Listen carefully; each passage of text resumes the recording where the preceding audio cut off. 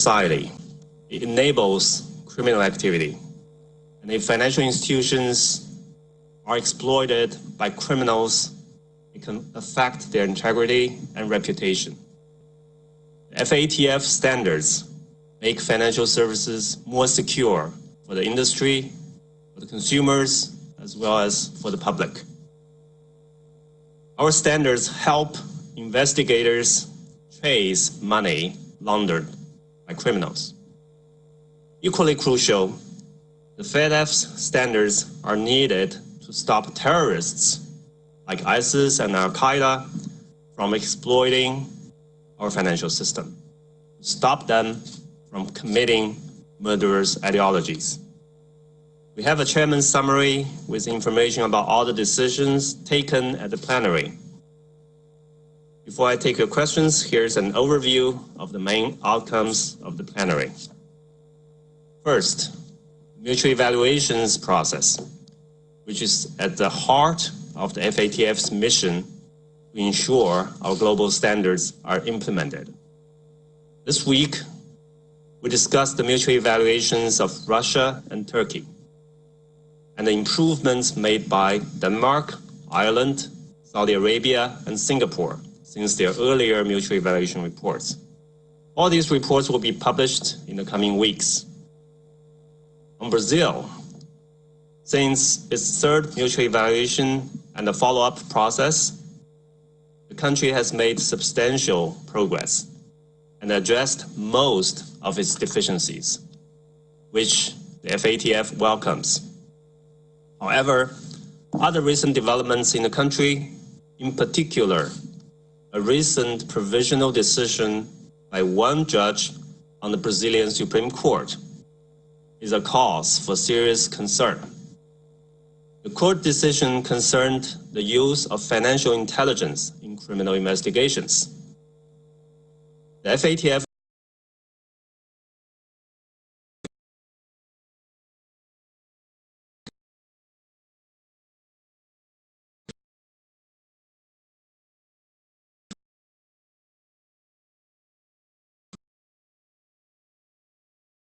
requirement and is needed to address risks in Brazil's financial system. The FATF will be watching the situation very closely to ensure Brazil complies with FATF standards. On another matter, one of the objectives under the Chinese presidency is to stop the laundering of profits from the illegal wildlife trade. Each year, the illegal wildlife trade generates between 7 and 23 billion US dollars globally.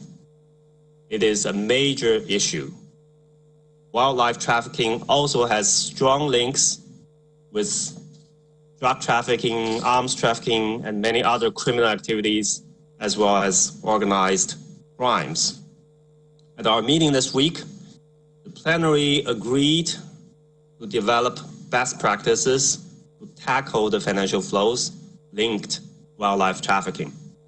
We hope this will help combat the illegal wildlife trade and help preserve our environment.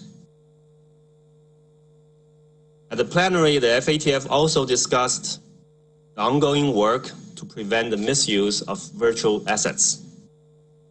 The international community, in particular the G20, is increasingly concerned about crypto assets being used to launder the proceeds of crime and to fund terrorism.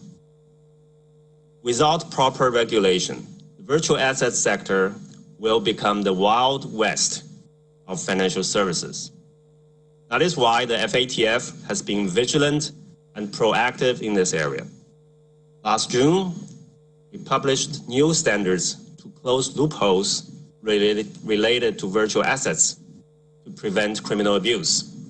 And this week, we adopted a new methodology to start assessing how these standards are being implemented. We will closely monitor how the industry and our members implement new standards.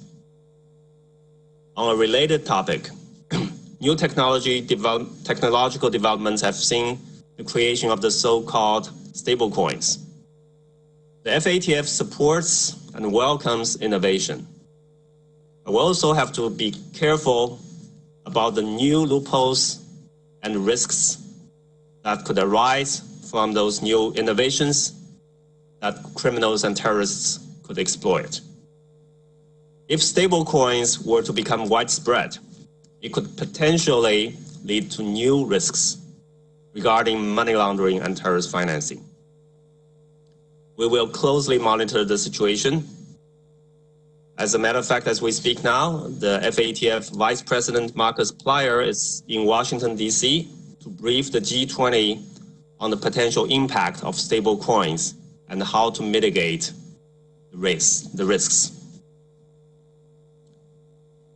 Moving on, this week, the plenary approved for public consultation a draft guidance on the risks and benefits of digital ID.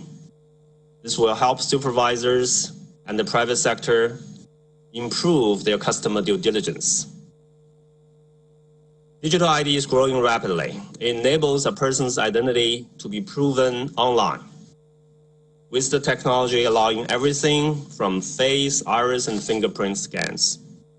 FATF aims to finalize the guidance in 2020 to help realize the potential of the new technologies, to broaden the reach of financial services, as well as to prevent risks.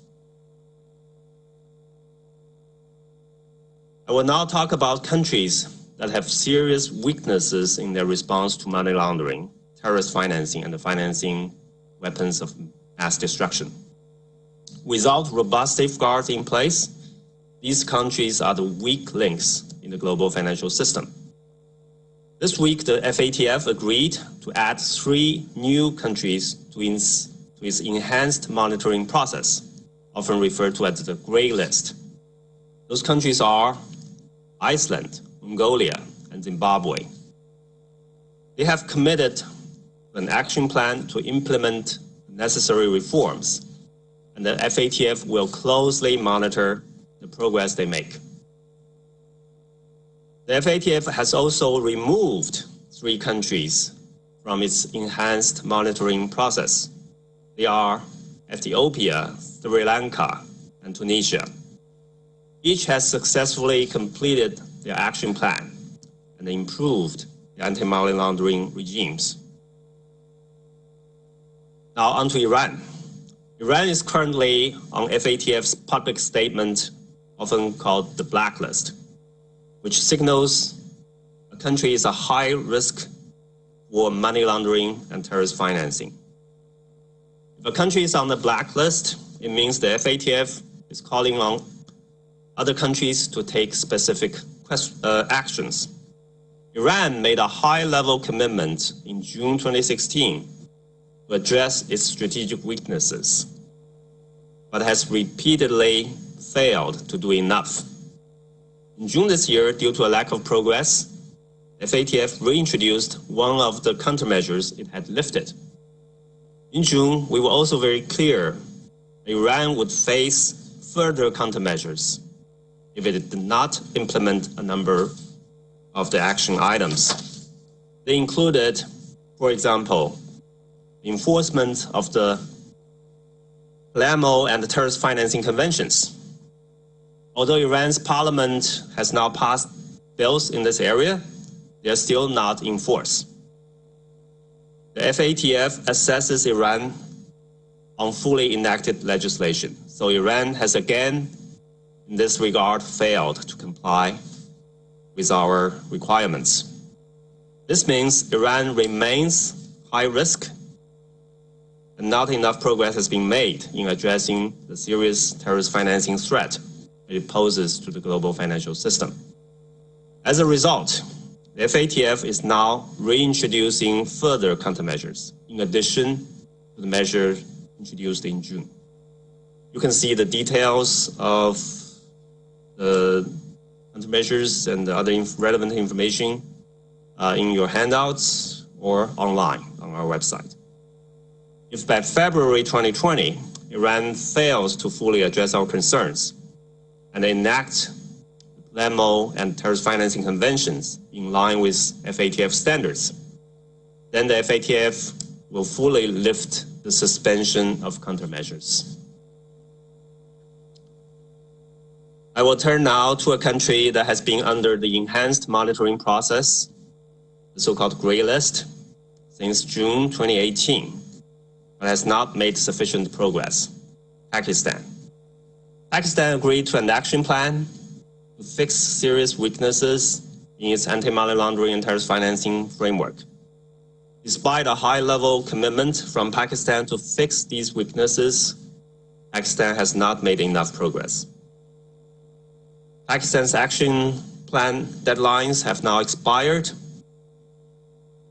While Pakistan has made some tangible progress under its new government, which the FATF welcomes, the majority of the issues under the action plan still remain outstanding, including effective measures to prevent terrorist financing. Pakistan needs to do more, and it needs to do it faster. Pakistan's failure to fulfill the FATF global standards is an issue we take very seriously. As a result, the FATF is giving this very clear warning: if by February 2020, the country has not made significant progress, we would consider further actions, which would potentially include placing the country on the public statement, often referred to as the blacklist. The main purpose I want to stress here is not to punish, but rather to incentivize it to make more changes and to make those changes faster. These are some of the issues I wanted to highlight. I invite you to read the chairman's summary and other statements on our website, and I will be happy to answer questions now. Anyone wanting to ask a question, please give your name and the name of your media organization. My name is Hussain Aslam. I'm from BBC Urdu Service.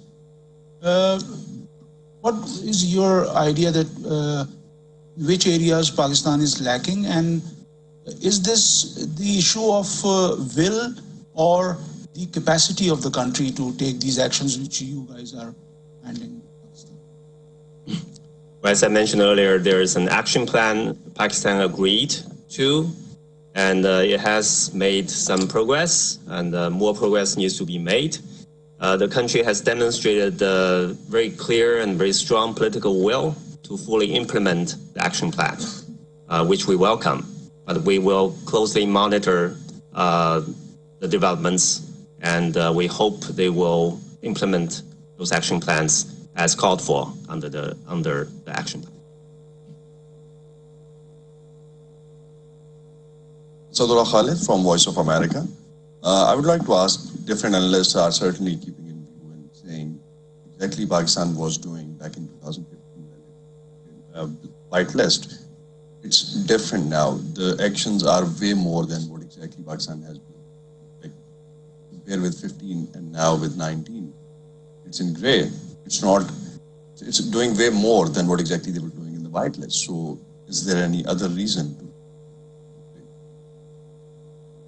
Well, we have a procedure follow, and which is there's a joint group for the country, and the joint group developed an action plan with the country that the country agrees to, and it's expected to finish the items under the action plan. So we have identified serious weaknesses in Pakistan's terrorist financing and anti-money laundering and counter-terrorist financing framework, and we take each member's weaknesses in their national framework very seriously, and we hold them to the same standard. And the Pakistan has demonstrated some progress, but as I said, more items remain outstanding under the action plan. So that's what they are expected to complete. all outstanding items under the action plan. Bonjour, Mario Camera de Globo TV. Mario Camera, Brazil. Could you perhaps talk more about FATF's concerns regarding the decision of the Supreme Court, the issue we referred to in Brazil in the Supreme Court?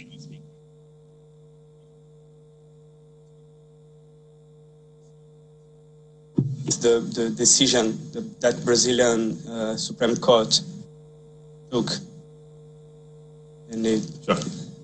As I mentioned earlier in my opening statement, this provisionally court decision limits the ability of the Brazilian authorities to use the financial intelligence in criminal investigations, in the investigations for money laundering and terrorist financing offenses, as well as for corruption.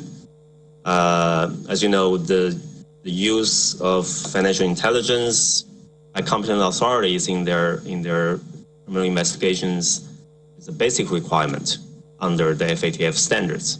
That's why we are very concerned about that development in the Brazilian in Brazil. We welcomed their progress made since the last mutual evaluation report, but this is a new development we will watch very closely.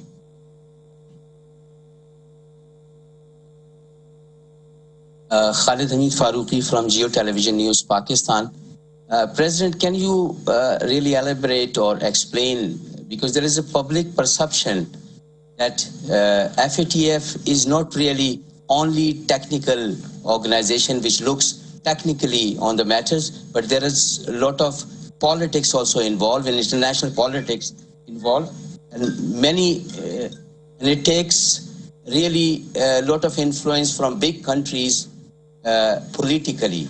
So can you explain for public in Pakistan particularly that international community, big countries are not influencing this particular organization? Thank you. I can tell you, as an intergovernmental body, every member of FATF has an equal voice, right? And we treat every country equally. We hold them to the same standards. To the extent we identified deficiencies, we hold them to account through the same process. So I would disagree with your characterization, and I want to stress to you that every member of the FATF family has an equal voice, and we hold them to the same standard.